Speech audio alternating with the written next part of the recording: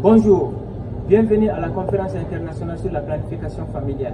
Je suis Abou Maïmouna Diallo, président du réseau des jeunes ambassadeurs pour la santé sexuelle et reproductive et la planification familiale en Guinée. Mon erreur est la source de mon engagement. Quand j'avais 18 ans, je suis sorti avec une fille qui avait 15 ans.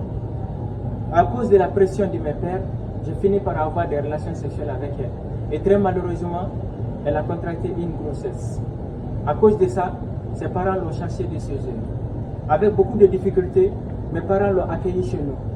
Et j'étais obligé de travailler, de pousser des charrettes pour subvenir aux petits besoins de la fille, alors que j'étais élève en ce moment. Mon analyse est que si j'avais les informations nécessaires sur ma sexualité, je n'allais pas certainement me lancer dans une sexualité précoce.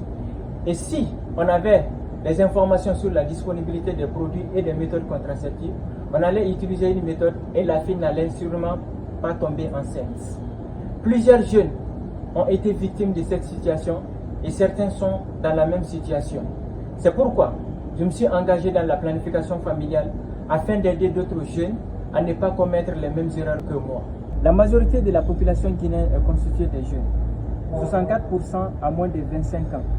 Et la majorité de cette couche est sexuellement active alors qu'ils n'ont pas d'informations suffisantes sur leur sexualité.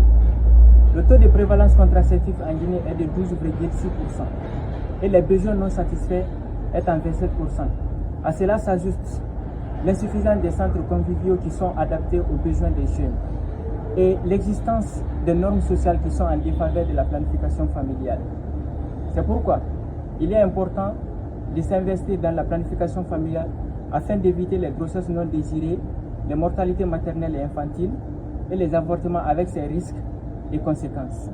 J'interpelle le gouvernement, les partenaires au développement, la société civile, bref tout le monde, à s'investir dans la planification familiale qui va améliorer la santé des femmes et des filles et qui va leur permettre d'être actives au quotidien dans leur vie, avec à la clé une plus grande autonomie et un potentiel accru.